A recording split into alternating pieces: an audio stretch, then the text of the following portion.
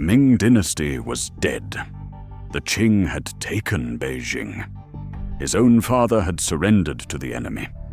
He had 3 options: surrender, flee, or fight a war he couldn't win. He chose a 4th. Take an island from the Dutch and make it the last fortress of a dynasty that no longer existed. His name was Zheng Chenggong. The West called him Koxinga. He was born in Japan. His father was a Chinese pirate. His mother was Japanese. He fought for a Chinese emperor as a Ming loyalist for 16 years, refused to surrender while generals twice his age knelt before the Qing, launched the boldest naval campaign in Chinese history, and in 1662 expelled the Dutch East India Company from Taiwan after a 9-month siege. Stay with me, because this story ends on an island he'd just conquered, with a plan he'd never get to use. To understand Zheng Chenggong, you have to understand his father. Because everything Zheng Chenggong became was a reaction to what his father chose. Zheng Chenggong grew up in Fujian province in the early 1600s, studied briefly in Macau under Portuguese merchants, converted to Catholicism, picked up Portuguese and Dutch, and spent his 20s working for the Dutch East India Company, the VOC, as a translator and trader in the South China Sea. Then he quit, turned pirate, and built the most powerful private navy in Asian waters. At his peak, Zheng Chenggong commanded over 1,000 ships. He controlled who traded and who didn't between China, Japan, and Southeast Asia. The Ming Dynasty, unable to defeat him, recruited him instead, making him an admiral. He became the most powerful man in southern China. In 1624, on the island of Hirado in southern Japan, his Japanese common-law wife, Tagawa Matsu, gave birth to a son. They named him Zheng Chenggong. When the boy was 7, Zheng Chenggong brought him to China, to the world of silk, commerce, bureaucracy, and power his father had spent a lifetime building. What Zheng Chenggong had built by force, he wanted his son to inherit by legitimacy. He wanted a Chinese gentleman. He got something else. In 1644, the Qing dynasty crossed the Great Wall and took Beijing. The Chongzhen emperor hanged himself from a tree on Coal Hill as his capital fell. The Ming Dynasty, the dynasty that had ruled China for 276 years, was over in the north. But in the south, Ming princes and loyalist commanders refused to accept it. A series of resistance courts sprang up in Fujian, Guangdong, and further south. The southern Ming. The Longwu emperor, one of the southern Ming claimants, conferred on Zheng Chenggong the imperial surname, Zhu, and the honorific title Koxinga, Lord of the imperial surname. In the west, this became Koxinga. It was the highest honor a Ming emperor could give a subject. You carry my name. You are the dynasty's sword. Then, in 1646, Zheng Chenggong surrendered to the Qing. He calculated that his navy made him indispensable, that the Qing would negotiate, that he'd keep his power in exchange for submission. He was wrong. The Qing took him to Beijing in chains. He spent 15 years as a prisoner before they executed him in 1661. Zheng Chenggong did not follow his father. He burned the Confucian robes he had worn as a scholar, declared his loyalty to the dead Ming, and went to war. For over a decade, he held the Fujian coast. He built a maritime state, a fleet that at its peak numbered hundreds of warships, an army of reportedly 170,000, a taxation system based on controlling maritime trade. He struck the Qing coastline repeatedly, retook cities, lost them, retook them again. The Qing could not finish him. He could not overthrow them. It was a war of attrition on the edge of the empire. In 1659, Zheng Chenggong made his boldest move. He assembled a massive fleet, hundreds of ships, tens of thousands of troops, and sailed them north into the mouth of the Yangtze River. His target, Nanjing, the original Ming capital, the symbolic heart of the dynasty he was fighting for. His fleet moved upriver with almost no resistance. City after city along the Yangtze opened their gates or fell quickly. The Qing garrison commanders were unprepared for an attack of this scale from the sea. Zheng Chenggong reached the walls of Nanjing. He placed the city under siege. He was closer to ending the war than he had ever been. Then the delay started. Qing negotiators appeared, offering terms, and Zheng Chenggong paused to listen instead of pressing the assault. Some accounts say he was overconfident. Some say he expected the city to surrender. Whatever the reason, he waited. The Qing used the time to rush reinforcements. In August 1659, they counterattacked. Zheng Chenggong's forces, extended and off balance, were broken in a series of engagements outside the city walls. He retreated back down the Yangtze, the closest he ever got to winning the war. And he lost it in the delay. He returned south to his Fujian base. The Qing, emboldened, began a systematic campaign to strangle his coastal strongholds. He needed a new base. He needed somewhere the Qing cavalry couldn't follow him. He needed water between him and his enemies. He looked southeast. Across the Taiwan Strait, 90 miles from the coast, an island the Chinese called Formosa was held by a few hundred Dutch soldiers behind a stone fort.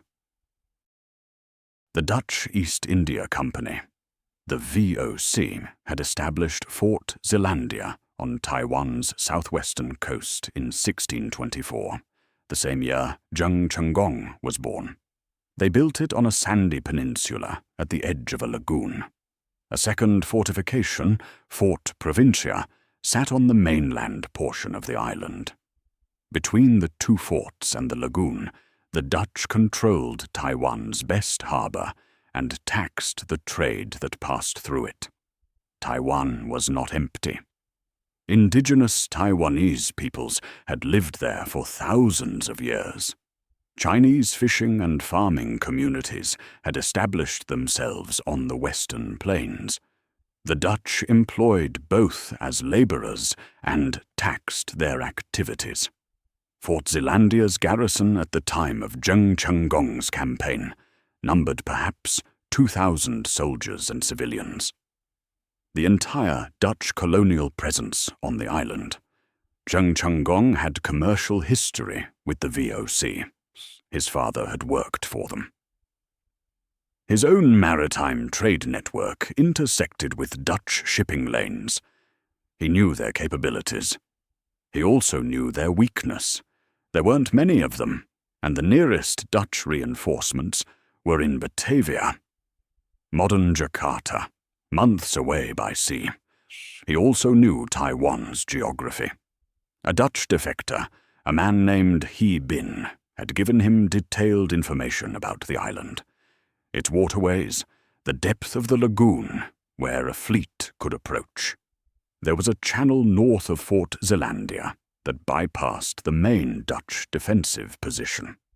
In April 1661, Zheng Chenggong sailed with approximately 25,000 troops and around 400 ships. He was not going to raid Taiwan. He was going to take it. The fleet arrived off Taiwan's coast in late April 1661. The Dutch were surprised. The channel He Bin had described allowed Zheng Chenggong to land his forces behind the Dutch defensive position without sailing directly under Fort Zeelandia's guns. Fort Provincia, the smaller inland fort, surrendered within days. Fort Zeelandia was different. It was a genuine European fortification. Stone walls, cannon batteries, positioned on the peninsula with water on 3 sides. The Dutch garrison under Governor Frederick Coyett had no intention of surrendering. They expected a relief fleet from Batavia. The siege settled into its rhythms. Zheng Chenggong's forces surrounded the fort on the landward side, cut off its supply lines, occupied the island's farmland and settlements, and waited.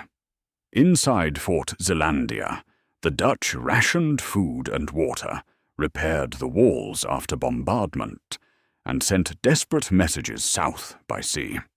The relief fleet came, and was driven off. A Dutch naval force arrived from Batavia, but was unable to break Zheng Chenggong's control of the harbour approaches. The garrison was on its own. In late January 1662, a German mercenary in Zheng Chenggong's service, a man named Hans-Jürgen Radis, identified a weak point in the fort's outer defences. Zheng Chenggong's forces moved artillery into position. A concentrated bombardment breached the outer works. The Dutch defenders fell back to the main fort. On February 1st, 1662, Governor Frederick Coyett surrendered. The Dutch garrison marched out with military honours, flags, weapons, and was allowed to leave Taiwan. Zheng Chenggong watched them go. The island was his. He renamed it Dongdu, the eastern capital. His plan was explicit. Taiwan would be the base from which he would reconquer China and restore the Ming Dynasty. He began building administrative institutions, settling his soldiers as farmers, establishing the infrastructure of a state that would sustain a long campaign. He had 16 years of a lost war and one 9-month siege behind him. He was 37 years old. He had never been closer to winning. Zheng Chenggong died on June 23rd, 1662, 37 years old, 4 months after taking Taiwan. The final weeks of his life were erratic and frightening to those around him. He had been behaving strangely for some time, ordering the executions of his own son and daughter-in-law for a perceived moral failing, then countermanding the order, then reinstating it. Some accounts describe episodes of irrational rage. He reportedly tore at his own face with his hands in his last days. The cause of death is disputed. Malaria is the most likely medical explanation. Taiwan's coastal lowlands were heavily malarial, and his forces had been suffering from disease throughout the campaign. Mental breakdown under the accumulated weight of 16 years of war, personal loss, and the isolation of his new island. It's another reading. Poison has been suggested, but not proved. He left behind an island, an army, a plan, and a dynasty that had already been dead for 18 years. His son, Zheng Jing, continued to rule Taiwan as an independent Ming loyalist enclave. The Qing tried and failed to take the island multiple times. It took them 21 more years. In 1683, the Qing admiral Shi Lang, himself a former Zheng family commander who had defected to the Qing, defeated the Zheng fleet and took Taiwan. The island became part of the Qing Empire. Taiwan's incorporation into China begins with the man who expelled the Dutch, not the dynasty that replaced him. Zheng Chenggong was half Japanese. He was born in Japan, on an island that was not China. He was the son of a man who had worked for the Dutch and eventually submitted to their enemies. He spent his life fighting for a Chinese emperor long after that emperor was dead. He won Taiwan from the Dutch in a 9-month siege, renamed it the eastern capital of a dynasty that no longer existed, and died before he could use it. The Taiwan he captured in 1662, and the Taiwan that entered Chinese governance in 1683.